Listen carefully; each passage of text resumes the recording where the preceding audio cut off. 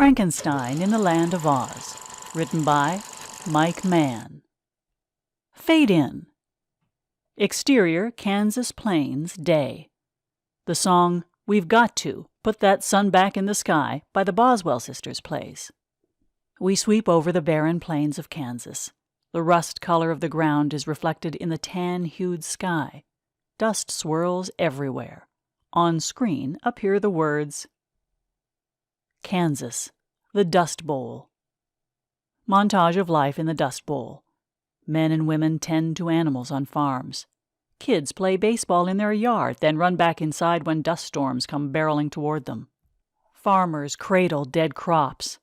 Hundreds of people line up in an unemployment line. A young girl picks a tomato from a potted plant on a windowsill and bites in. Juice squirts everywhere. It's the best thing she's ever tasted. An army installation stands in the wasteland of the Kansas plains, a large tented area attached to its side filled with scientific equipment. A cloud of dust, thick as anything, approaches in the distance with a roar. It fills the entire horizon as it storms forth toward the base. Uniformed army officers and lab-coated scientists rush to cover the scientific equipment with tarps. A senior officer, John Hardy, late 30s, wearing goggles, steps out of the tent and fixes binoculars on the coming dust storm. Come on, Dot. Come on. Dust fills the screen, a wave of tan, oak, and terror. A rumbling buzz comes from the dust. The roar grows louder. The sound becomes clearer. An army propeller plane bursts forth from the head of the oncoming dust deluge. On the side of the plane, in red lettering, the words, Gale Force. The pilot screams, Woo-ha! This is Dorothy Gale. She's 32 years old and wears a leather jacket with a flight helmet and goggles. She is every inch Amelia Earhart. She whips her plane around the wall of dust. Mist sprays out the back of the plane as she darts and weaves. The dust begins to dissipate, then swirls into nothing, settling down on the earth below. Hardy lowers the binoculars. That a girl. An officer approaches and hands him a headset. Cutting it a little close this time, Dot. Gotta keep you on your toes, Colonel. Can't get too comfortable. Well, let's get you grounded. We've got lots of good data. We need to run it and check the dissipation patterns for efficiency. You're not coated in the brown stuff, are you? It's efficient. Your expert opinion? Only opinion I have. From the distance, there is a crack of thunder. Dorothy's head darts up toward it. Negative on the landing, Colonel. Something I need to check out. The plane banks right. Hardy raises the binoculars and looks from Dorothy to the large cloud she is now heading towards.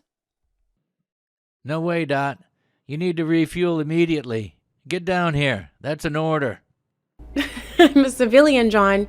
You can't order me to do jack. That's our bird, damn it. You barely had enough fuel to... I think I see rotation. Dorothy, you can't keep chasing this fantasy. You have to let go. Dorothy stares down the cloud in the distance for a long, intense beat. Finally, she sighs, then turns around. Roger that. Returning to base. Suddenly, an alarm blares in the cockpit. She checks her gauges. The fuel tank is empty. Seems like I really should have stopped at that last gas station.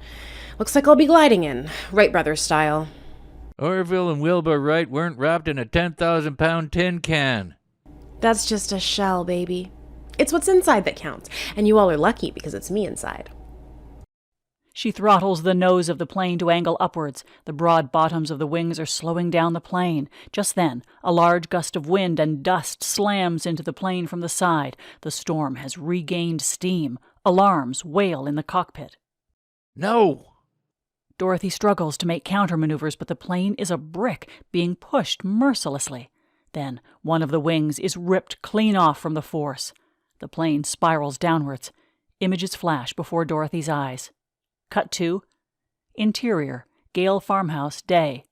Dorothy is 12 years old. She sits terrified on her farmhouse bed as a tornado rages out the window. Angle on the outside of the farmhouse as the whole thing is lifted and twirls around inside the cyclone. Cut to Exterior, Kansas Plains, day continued. Dorothy's attention snaps back to the situation at hand.